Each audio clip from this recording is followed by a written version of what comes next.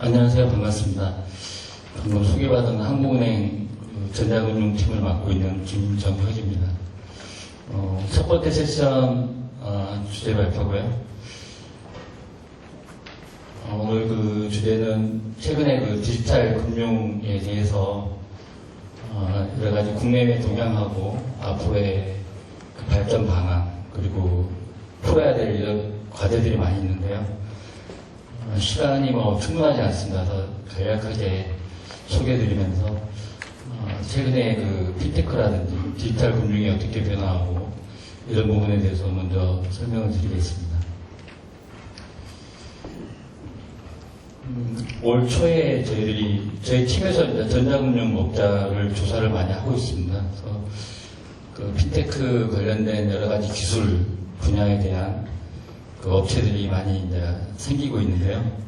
생각보다는 그렇게 많이 등록은 안 되고 있습니다. 그래서 올 초에 그 어떤 네이버라든지 비바, 리퍼블리카 이런 핀테크 업체랑 IT 인터넷 기업이 전자금융 업자로 등록을 하고 있는데 생각보다 많이 등록을 안 하고 있는데 그 이유는 간단합니다. 그래서 이미 오래 전부터 국내 전자금융 업자들은 이런 핀테크 기술을 가지고 서비스를 해왔기 때문에 추가적으로 그 기업이 생겨나는 것보다는 기존의 전자금융 업자들이 새로운 핀테크 기술을 받아들이면서 서비스를 다시 확대하고 새로운 서비스를 만들고 있기 때문에 핀테크 기업이 생기는 것보다는 기존의 전자금융 업자들이 새로운 서비스를 출시하고 있다. 이렇게 받아들이고 있고요. 그래서 전자금융 업자가 현재 61개고요. 핀테크 기업도 아마 그 정도 수준 되는 것 같습니다. 그래서 핀테크 기업하고 전자금융 업자 그리고 금융기관들이 한 200개 되죠. 그래서 이런 그 전반적인 그 IT 금융 기업들이 최근에 어떤 핀테크라는 그런 용어가 어떤 단지 기술을 합치는 게 핀테크가 아니고요. 이런 핀테크 기술들이 여러 가지 금융의 서비스 변화 그리고 새로운 흐름을 주도하는 게 핀테크라고 생각합니다. 그래서 그 기존의 금융은 굉장히 보수적이고 폐쇄적인 플랫폼을 갖고 있고 그러한 시스템을 운영하고 있는데 IT 인터넷 기업 같은 경우는 굉장히 개방적입니다. 그래서 진보적이고 여러 가지 또 정보 공유하는 게 가장 강하고요. 그래서 이런 두 영역이 어떻게 잘 융합하느냐 그 부분은 서로 노력을 많이 해야겠죠. 그래서 금융기관들은 기존의 폐쇄적인 플랫폼을 좀 오픈을 많이 해야 되고요. IT 인터넷 기업들은 금융기관 수준으로 여러 가지 그 신뢰성이라든지 보안성을 이렇게 잘 갖춰 나가면 정말 이 금융과 IT 융합이 잘 될 거라고 생각하고 있습니다.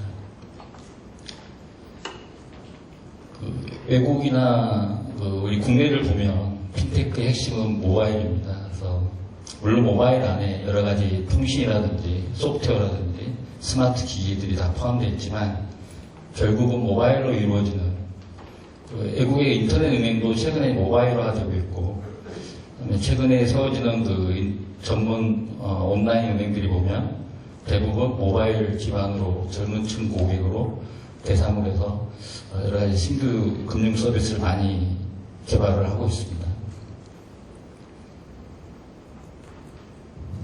그래서 외국의 그 핀테크 환경 변화를 보면 그동안에 이제 금융위기가 2007년, 8년간 있었죠. 그래서 금융위기 이후에 그 미국 월가나 유럽 금융 중심지에서는 새로운 성장 동력으로 이제 IT 기술을 적극적으로 수용을 하고 있습니다.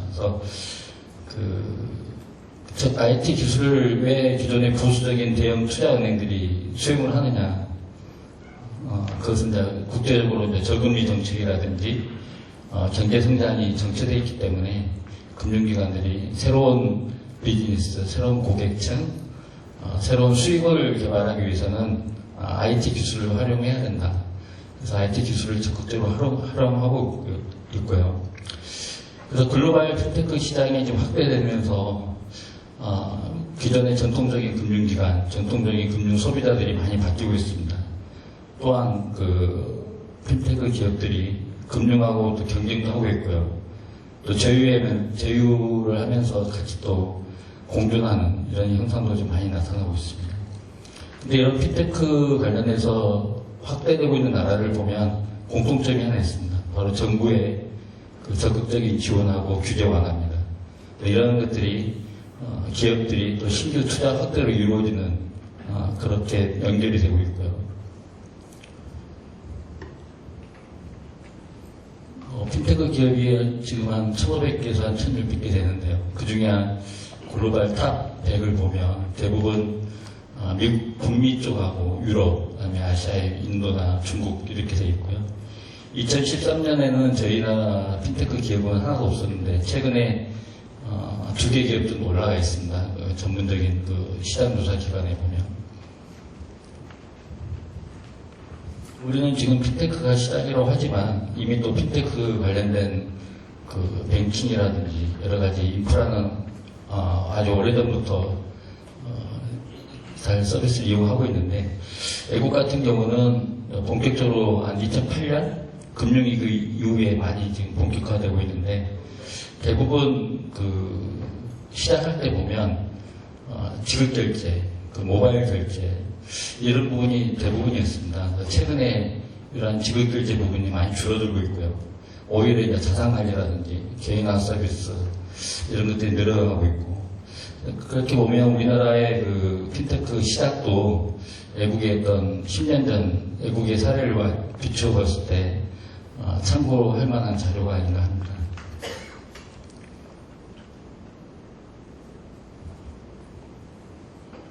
여기도 이제 글로벌 핀테크 중에서 유망 기업들이 지금 나타나고 있는데요. 이 부분도 그 대부분 이제 금융 투자 관련된 지급결제 초창기에 좀 많이 있었는데 최근에 가장 각광받고 있는 게 이제 빅데이터입니다. 빅데이터 같은 경우는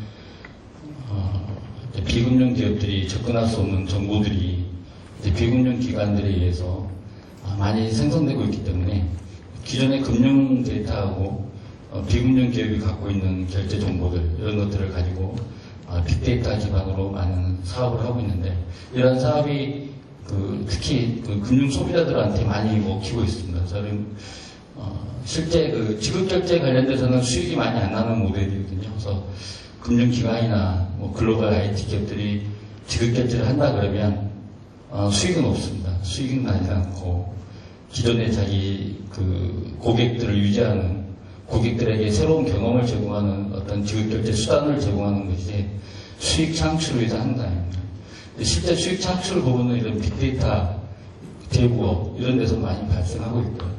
이러한 분들은 이러한 것들은 이제 굉장히 그 경쟁력 있는 분야가 아닌가, 또 시장 선점해야 될 분야가 아닌가 생각이 됩니다.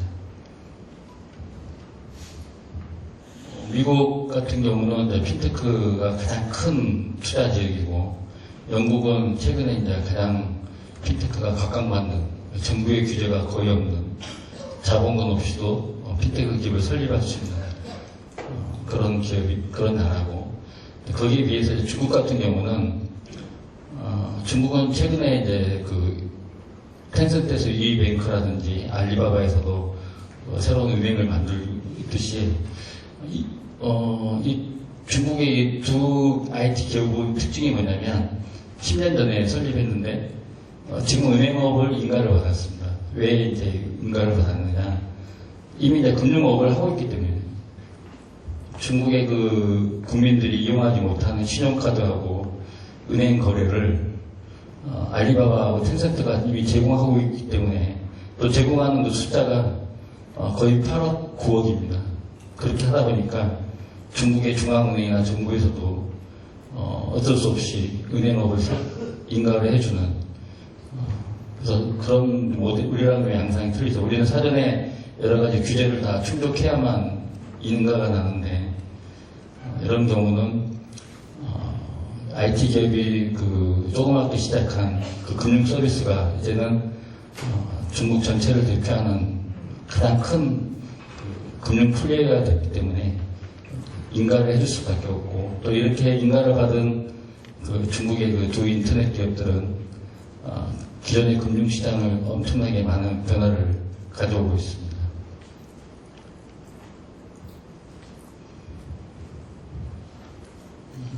미국하고 일본은 뭐 아까 말씀한 모바일인데요. 모바일 관련돼서는 우리나라보다 우리도 IT 강국이긴 하지만 미국하고 일본은 그 모바일 분야만큼은 굉장히 많은 그 솔루션을 갖고 있습니다. 그래서 미국 같은 경우는 이미 이제 중앙은행 차원에서 그 지역별로 주마다 이제 그 모바일 인더스트리 그 워킹 그룹이 있거든요. 그래서 워킹 그룹에서 모바일 지급 결제에 대한 부분을 여러 가지 표준이라든지 보안, 그 다음에 그 플랫폼, 가맹점 이런 것들을 다 사전에 다 협력을 많이 합니다. 그래서 유통사하고 통신사가 중심이 돼서 금융 서비스를 많이 하고 있고요. 일본 같은 경우도 자체적으로 그 아주 97년부터 NFC 기반으로 이제 모바일 결제를 하고 있고요. 그래서 미국, 일본은 그 모바일 이용자는 우리나라처럼 그 점유율은 낮지만 성장률은 계속 늘어가고 특히 모바일 결제의 그 비중 금액이 우리보다 훨씬 그 앞서 나가고 있습니다.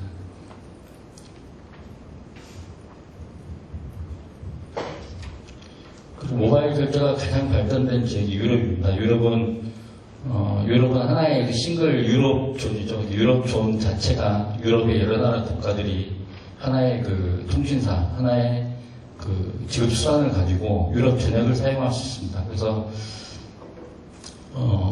국내에 국한하지 않고 유럽 전역을 대상으로 서비스를 하기 때문에 그 유럽은 대부분 통신사, 금융기관 중심이 아니고 통신사 중심으로 금융기관하고 유통업체들이 같이 서비스를 하는, 그래서 보다폰이라든지 노키아, 오렌지, 티모바일 이런 유럽의 대표적인 통신사들이 모바일 결제 시장을 주도하고 있고, 여기에 또 금융기관들이 많이 또 조인트 벤처를 이루어서 투자도 하고 서비스도 같이 하고 있습니다.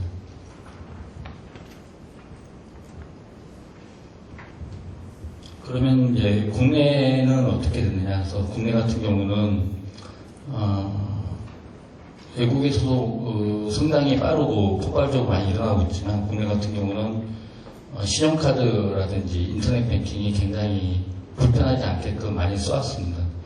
그래서 90년대 후반, 2000년대 초반부터 이루어진 그 사이버 금융, 주식 거래라든지 자금이체 모든 것들이 이제 인터넷 기반에서 모바일로 되고 있고요. 그리고 웬만한 지금 가게에서 다 신용카드가 결제가 되기 때문에 새로운 지급 결제 수단이 뭐가 있는지, 또 새롭게 지급 결제 수단이 나오더라도 또 확산되지 않고 있는 이유가 기존의 인프라가 잘 돼 있기 때문에 굳이 그런 새로운 경험이 필요하지 않는 그렇게 되어 있습니다.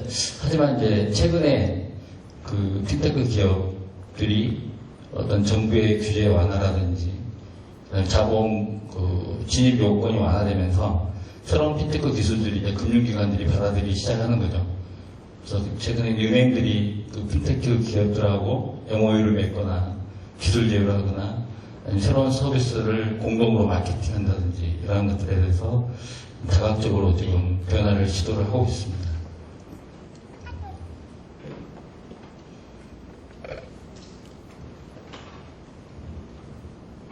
지급수단 생태계는 우리가 다 느껴왔듯이 요즘 현금 사용률이 많이 줄어들고 있죠. 미국이나 유럽 같은 경우도 그 현금 발행량이라든지 사용량이 많이 줄어들고 있습니다. 그 이유는 카드라든지 그다음에 모바일이죠. 모바일 지급결제. 그래서 모바일 같은 경우는 이제 기존의 인터넷 지급결제를 포함해서 온라인, 오프라인이라든지 간편 결제까지 추가돼서 여러 가지 모바일 지급결제가 지금 많은 플랫폼을 구축을 하고 다양한 그 금융산업하고 다른 산업까지 생태계를 많이 구축을 하고 있습니다.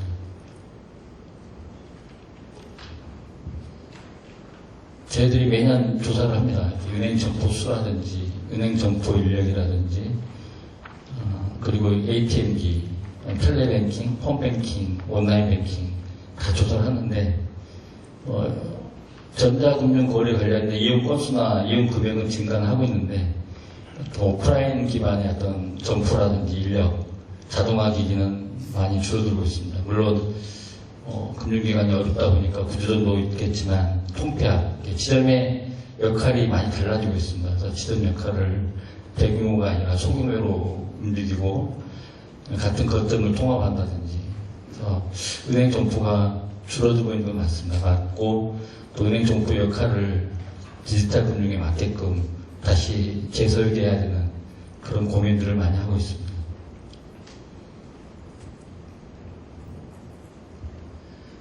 그래서 지금 금융기관들도 고민하고 있지만, 금융기관들이 그 중에 가장 큰 고민은 이제 소비자입니다. 소비자가 아예 은행을 이용하지 않는 소비자가 있는가 하면 기존의 은행 이용자들이 이탈하는 소비자들이 있습니다. 그래서 그 외국도 마찬가지고요. 해외 송금하거나 개인 간 송금이 있기 때문에 금융기관이 개입이 없이 인터넷을 통해서 아니 모바일 핀테크를 통해서 송금한다든지 이체한다든지 이런 금융거래가 가능하기 때문에 굳이 이제 은행 가서 계좌 개설 안 해도 인터넷 어떤 플랫폼 생태계에서 이런 것이 이루어지다 보니까 소비자 이탈은 이제 금융기관들이 오랫동안 앞으로 장기적으로 고민해야 될 부분이고요.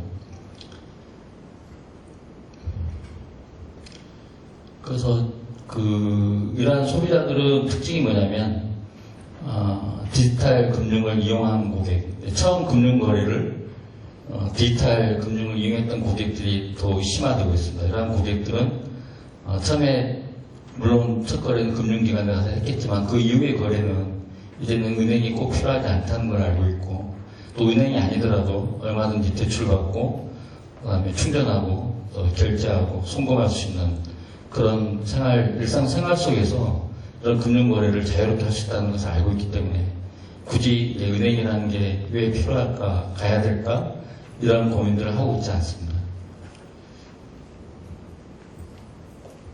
해외 같은 경우도 이제 기존에는 언제 어디서나 내가 금융거래를 하고자 하면 집이나 사무실 이동 중에도 많이 했지만, 이제 그런 굳이 은행 일을 하려고 해서 하는 게 아니라 일상생활 속에 내가 무슨 일을 할 때 은행 일을 하게끔 도와주는 거죠.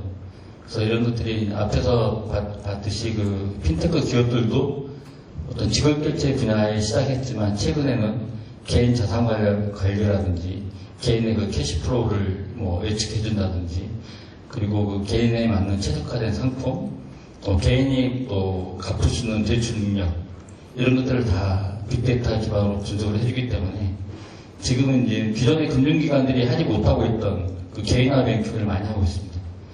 기존의 금융기관들은 물론 방대한 데이터가 있겠지만 그 데이터를 똑같은 상품으로 똑같은 우리 은행, 몇 개 안 되는 우리 국내은행들이 똑같은 상품하고 똑같은 서비스를 하기 때문에 이렇게 개인화할 필요가 없었죠. 근데 외국에서 이렇게 핀테크 기업이나 새로 생긴 온라인 은행들을 보면 기존의 은행들이 하고 있지 않은 것들을 많이 합니다. 그래서 가장 특징적인 게 개인화 뱅킹입니다. 그래서 그 개인이 현재 인터넷 SNS 공간에서 하고 있는 일 와중에도 그 사람의 어떤 금융 의사를 물어보는, 그리고 물어봤을 때 즉시 실행해주는 그런 개인화 뱅킹이 많이 발전되어 있고요. 앞으로도 그 개인화 뱅킹이 되면서 이제 앞으로는 그 개인화 뱅킹의 패턴이 있습니다. 그 패턴을까지 연구해서 컨텍스추얼하게 그 사람의 다음 금융 흐름이 뭐고, 이 사람이 대출을 갚았을 때 다음에 또 돌아오는 학자금이라든지 결혼자금이라든지 이런 컨텍스추얼하게 다 맥락화해서 제공해주는, 그래서 일상생활 속에서도 금융거래를 본인의 의지와 상관없이 본인에 맞게끔 이렇게 제공을 해주고 있습니다. 요즘 옴니 채널이 이제 해외에서 추구하는 전략인데요. 옴니 채널 같은 경우는 기존에 이제 온라인, 오프라인 이 두 채널을 합쳤을 때 옴니 채널을 하는데요.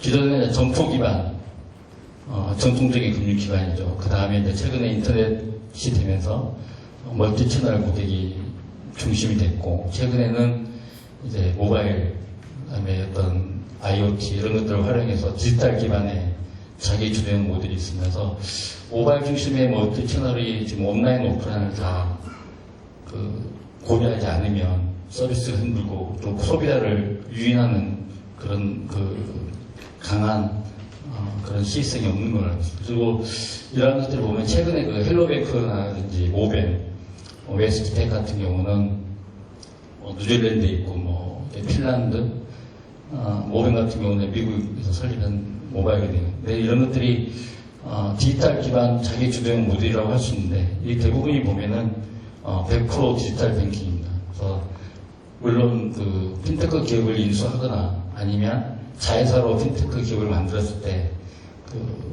어떤 식으로 설립을 했지만 결국은 들여다보면 점포 없이 운영하는 100% 모바일 전용 뱅크입니다. 그래서 이러한 부분들이 그 나라에서는 혁신이라고 할 만큼 굉장한 금융 소비자한테 새로운 서비스를 제공하고 있고 또 굉장한 호응을 많이 얻고 있습니다. 국내 금융시장 같은 경우는 이제 어떻게 환경이 바뀌고 있느냐 보면은 이제 요즘 기사 많이 보시죠. 네이버 페이라든지 삼성페이, 일로우페이라든지 페이코 이런 것들이 여러 가지 기존의 전자금융업자들이 페이먼트 사업을 하고 있다가 피지업을 하고 있었죠. 피지업을 하고 있다가 최근에 이제 피지업도 고객 정보, 금융 정보를 저장할 수 있고 허용이 된 거죠. 허용이 됐을 때 이 피지업자가 단순한 중개업자가 아니라 실질적으로 이제 금융기관처럼 서비스를 하고 가능한 그리고 여러 가지 정보 제공이 가능한 기업이 되는 거죠. 그래서 이런 IT, 인터넷, 휴대폰 제조사, 유통사 이런 것들이 새로운 금융 플레이어로서 등장이 되고 있고요. 그래서 이러한 금융기관이 발행하는 전자지급 수단 외에도 새로운 전자지급 수단이 많이 쏟아져 나오고 있습니다. 저는 전자지급 수단은 최근에 작년에 뱅콜레 카카오라든지 지금 선불, 직불, 그다음에 다른 지급 수단들이 지금 여러 가지 기능을 합쳐가지고 위치 기반이라든지 포인트 마일즈 통합도 해주고 자기한테 맞는 구매 패턴에 맞는 쿠폰을 준다든지 이런 신종 전자지급 수단이 많이 확산되고 있습니다. 다른 나라와 마찬가지로 정부나 금융당국에서도 규제를 완화하고 있고요. 그래서 이런 것들이 지금 국내 시장에서도 외국의 초창기 전자금융 핀테크 기업 환경에 맞게끔 지금 똑같은 환경이 도래하고 있고요.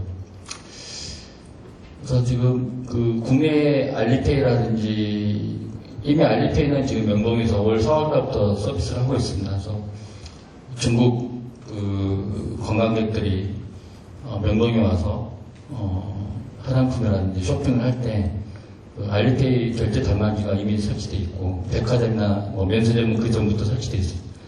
그래서 이런 것들이 단지 중국 관광객만 대상으로 하는 건지 지금은 이제 그 영역을 확대를 하려고 하겠죠. 국내 소비자를 대상으로 한다 그러면 이제 국내 소비자들이 알리바바에 가입해서 쇼핑도 하고 그다음에 예금을 일정 소액 크라우드 펀딩 때문에 크라우드 펀딩으로 해서 예금을 한다고 하고 그다음에 또 우리 대출도 거기서 받게끔 하고 그리고 이제 가맹점 온라인 오프라인에서 쇼핑몰이나 오프라인에서도 알리페이로 결제하고 이런 부분들이 어떤 시나리오에 우리가 예상하는 시나리오처럼 지금 되고 있습니다.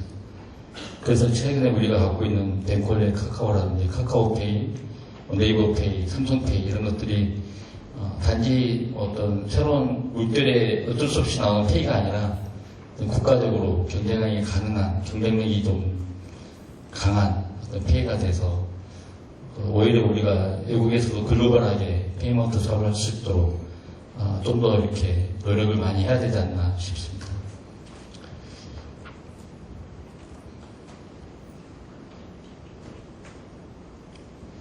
자, 이 앞장하고 입장이 비슷합니다. 그래서 최근에 이제 글로벌 금융 환경하고 기존의 금융기관들은 안정적인 걸 좋아합니다. 혁신보다는 안정적인 걸 굉장히 좋아합니다. 그래서 왜 그러냐면 은행들이 실패하거나 어떤 상품에 새로운 상품이 나왔을 때 새로운 서비스 됐을 때 굉장한 리스크를 많이 갖고 있죠. 그래서 그런 거에 비하면 IT 인터넷 기업들은 실패를 두려워하지 않죠. 그래서 새로운 금융 서비스 이런 것들을 힘차게 제공을 하고 있을 때 금융기관에서는 걱정하는 게 가장 큰 게 이제 신뢰성입니다. 기존의 금융 시스템이 옛날에 그 보안 사고, 해킹 사고가 났을 때 금융 거래가 중단된 적이 있었죠. 그래서 금융 거래가 중단된 것도 있지만 그 금융기관의 신뢰성이 굉장히 떨어집니다. 그래서 고객 이탈이라든지 그 대외 이미지 평판 이런 것들이 떨어지기 때문에 새로운 시도는 안 하고 있지만, 근데 그 비금융 기업들이 하고 있는 것들을 이렇게 쭉 보시면 스마트 기기, 모바일 플랫폼 기반으로 온라인, 오프라인 다 지급 서비스가 가능한, 그리고 또 금융기관하고도 제휴를 합니다. 금융기관이 하지 못하는 서비스 영역, 새로운 고객층을 위해서 또 이렇게 같이 협업을 하게 되죠. 이런 것들을 했을 때 기존의 이제 전통적인 금융기관이 갖고 있는 고유 업무가 어떻게 변하고 기존의 금융 시스템이나 금융 리스크 부분에 어떤 부정적인 영향이 있지 않을까. 그래서 이런 것들을 고민들을 많이 하고 있습니다. 앞서서 얘기했던 신용정자 지급 수단의 유형은 지금 굉장히 많아졌습니다. 크게 보면 자금 이체하고 대금 지급 두 가지로 지금 구분되고, 그 사이에 이제 SNS 기반이라든지 그다음에 새로운 전자 지급 수단 이렇게 많이 되고 있고요. 그래서 기존의 조사 통계하고 그 연구했던 영역이 지금은 비금융 기업 또 새로운 전자 지급 수단까지 많이 확대해서 복합적으로 다 모니터링도 해야 되고, 또 이런 부분들을 또 감시까지 해야 되는 그런 어려움들이 많이 존재하고 있습니다.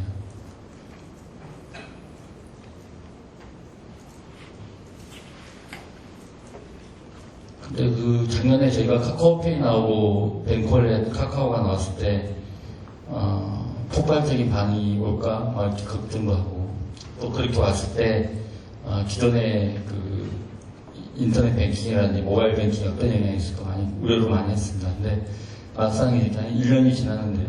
1년 가까이 됐는데 확산은 되고 있는 건 많습니다. 확산은 되고 있는데 그 실제 이용 규모는 저희가 예상했던 것보다는 많이 저조합니다.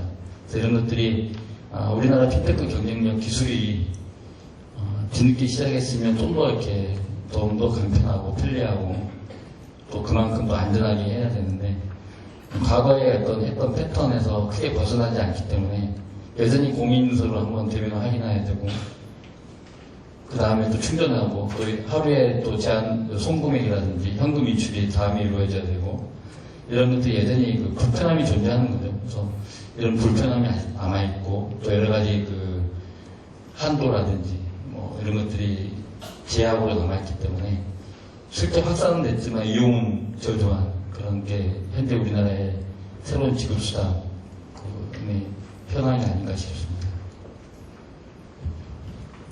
그럼에도 이제 불구하고 최근에 이제 마케팅 많이 하고 있죠. 네, 마케팅만 한 게 아니라 실제 기술도 많이 발전되고 있습니다. 그래서 모바일 지갑 같은 경우는 99년에 그 은행들이 연합한 그 전자화폐가 있었고, 그 다음에 뱅콜렛도 있고, 그 다음에 통신사들이 여러 가지 스마트 월렛도 많이 했지만, 통신사가 했던 거, 금융사가 했던 거 별반 차이는 없습니다. 각자 그 금융사 모델, 통신사 모델을 했기 때문에 그게 확산이 되지 않고 그대로 사장되는 경우가 같고, 최근에 이제 그 SNS 플랫폼에 이제 뱅콜렛이 들어가기 때문에 이러한 부분들이 좀 더 정착을 많이 해야 될 것 같은데, 이 부분은 어떻게 될지 지금 현재 보면 이제 카카오 택시라든지 카카오 뮤직 여러 가지 있지만 결국은 그 지급결제 관련된 부분은 아직까지 적자인데 이런 그 서비스가 계속 발전되고 하다 보면 새로운 지급결제 플랫폼이 생기지 않을까 기대를 하고 있습니다. 네이버페이도 마찬가지입니다. 그리고 또 해외 같은 경우는 이미 이제 글로벌 엠페이먼트는 이제 경쟁을 넘어서 이제 생존 단계로 들어가 있습니다.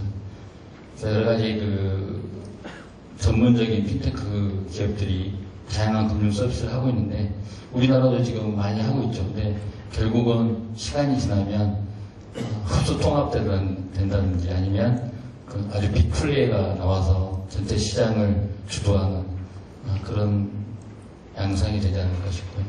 애플페이도 최근에 이제 그 초기에 한 20% 됐던 이용자율이 현재 한 10%대로 떨어지고 있습니다. 그래서 과거에 애플페이가 NFC를 다시 채택을 하고 지문 인증, 그다음에 일회용 토큰을 가지고 하고 있지만 실제 애플 사용자들이 이용할 수 있는 그 이용률은 많이 떨어지고 있습니다. 또 최근에 또 그 애플 탈옥이죠. 그 탈옥되는 아이폰 유저들이 해킹됐다든지 이런 또 부정적인 보안 사고 때문에 이용률은 그다지 지금 많이 높진 않을 것 같습니다.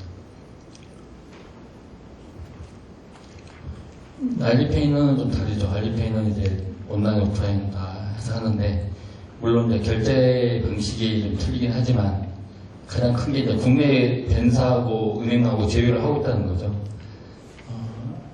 애플이나 안드로이드 페이, 삼성페이 같은 경우는 결제 단말기가 꼭 필요하고 가맹점에, 그 다음에 스마트폰에 자기 카드 정보를 꼭 제작을 해야 되지만, 알리페이 같은 경우는 그런 가맹점, 은행들이 없기 때문에 국내 기관들하고 제휴를 하고 해서 알리페이랑 나중에 사후 정산하는 이런 수익 모델을 갖고 있습니다. 삼성페이도 마찬가지고요. 삼성페이하고 안드로이드 페이 같은 경우는 어떻게 보면 같은 협력자가 같은 페이먼트, 결국은 이 페이먼트로 수익을 내는 게 아니라 삼성은 휴대폰을 많이 판매를 해야 되고 안드로이드 같은 경우는 그 자기들 플랫폼 안에 소비자를 묶어둬야 되는 이런 것들이 있고요. 페이먼트가 주 사업은 아니라는 것을 알려주고 싶습니다. 최근에 이제 모바일 금융 예부 많이 바뀌죠. 실업페이라든지 최근에 나온 클립이라든지 여러 가지 그 페이들이 굉장히 많습니다. 그래서 결국은 모바일에 다 통합되죠. 모바일에 다 통합돼서 이 금융 앱들이 들어가 있고요. 그런 핀테크가 우리 금융시장에 어떤 영향을 미치느냐, 이 부분은 저희가 많이 조사를 하고 있습니다. 가장 컸던 부분은 이제, 금융시장에 미치는 영향은 제한적일 것이다. 그리고 어떤 IT 기술 혁신이 금융 서비스를 많이 바꿀 거다. 이런 것은 기본적인 틀은 유지를 하고 있습니다. 그리고 현금 수요 감소라든지 많이 하고 있고, 부정적인 측면에서는 이제 어떤 보안 사고라든지 장애가 생겼을 때 소비자 보호에 대한 법적 장치가 없다. 그리고 분쟁이 일어났을 때 금융기관하고 IT 기업하고 보험사 간에 어떤 그 피해 보상 체계가 마련되지 않다는 거죠. 그래서 이런 부분에 대해서 좀 빨리 조기에 소비자 보호 체계를 먼저 마련해야 되지 않느냐, 이런 것들을 지금 당국에서 논의를 하고 있습니다. 우리나라 금융산업 경쟁력은 실상 들어보면 아마 모두 놀라실 겁니다. 우리 국가 경쟁력이 세계에서 한 25위 정도 되는데 금융 경쟁력은 많이 떨어집니다. 그래서 우리 국가 경쟁력보다 떨어지는 금융 경쟁력은 핀테크를 통해서 많이 할 수 있을까?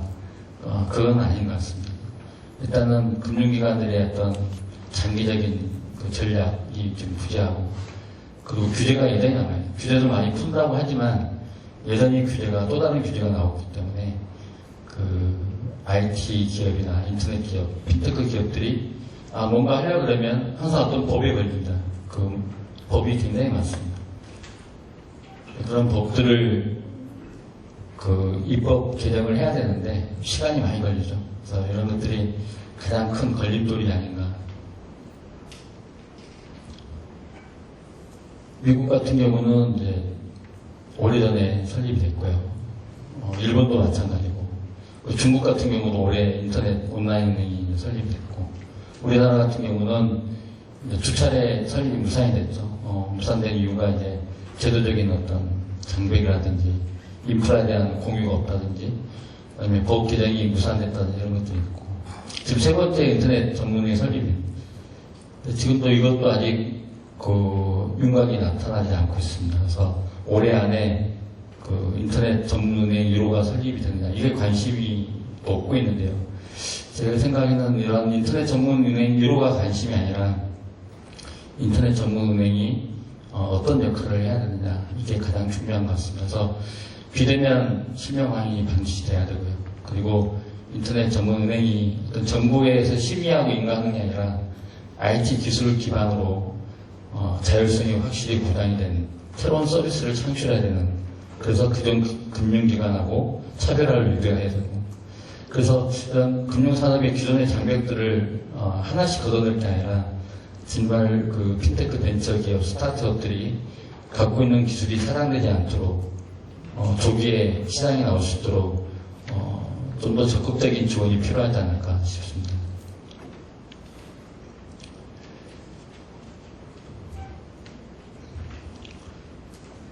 앞서 얘기했지만 기존의 금융기관하고 핀테크 기업 간의 관계는 외국에서 10년 동안 보면 경쟁도 하고 제휴도 하고 또 없어지기도 합니다. 그래서 금융기관이 설립한 핀테크 기업은 대부분 수익을 찾지 못하고 있습니다. 그래서 오히려 통신사라든지 IT 인터넷 기업들이 만든 핀테크 기업은 초창기 수익은 좀 덜 났지만 아주 오랫동안 기술 발전과 더불어서 고객층이 다양하게 수용이 되면서 새로운 성장이 되고 있고요. 그래서 이런 부분들이 우리나라에서도 어떤 큰 은행, 큰 핀테크 기업이 아니라 소규모 지방에서 특화된 아니면 특정 고객을 대상으로 하는 핀테크 기업들이 좀 더 많이 나와서 다양하게 나와서 각자의 역할에 맞는 핀테크를 해야 되지 않을까 싶습니다. 그리고 이런 것들을 하려면 기존의 금융기관들이 보수적이고 폐쇄적인 어떤 플랫폼 이런 것들을 과감하게 다 개방을 해야 됩니다. 개방하지 않고는 핀테크 기업들이 기술은 있지만 금융 서비스를 어떤 많은 장벽 때문에 못하는 경우가 많이 있습니다. 그리고 또 핀테크 기업도 물론 어렵죠. 자본이 많이 없기 때문에 또 소비자 보호라든지 보안 체계 이런 것들이 인력들을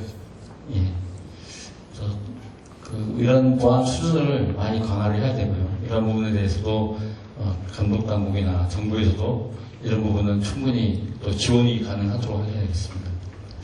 이 마지막 페이지인데요. 이 부분은 이제 지금 핀테크가 인터넷 전문 은행에만 관심이 쏠려 있는데 이러한 부분들이 좋은 방향은 아닌 것 같아요. 그래서 다양한 핀테크 기업들이 여러 가지 기술을 가지고 금융산업에서 새롭게 등장을 하고 또 금융시장을 많은 흐름을 바꿔야 돼. 이게 10년 후에 이 핀테크 기업들이 이제 보통 10년 후가 이제 성과가 나오는 거예요. 그래서 은행들도 장기적인 생존 비전 로드맵을 갖고 있어야 되지만 정부나 우리 당국에서도 우리 자생적으로 정부가 주도하지 않고 민간이 어떤 실패나 경쟁을 통해서 핀테크 체질 토양이 잘 갖춰지도록 이렇게 노력을 많이 해야 될 것 같습니다. 실제 또 그렇게 노력이 필요하고요. 오늘 좀 시간이 약간 초과됐는데 저는 뒤에서 각 금융기관들이 자세하게 설명을 개별 은행들이 하겠지만 저는 전반적인 어떤 동향이나 과제에 대해서 간단히 설명드렸습니다. 감사합니다.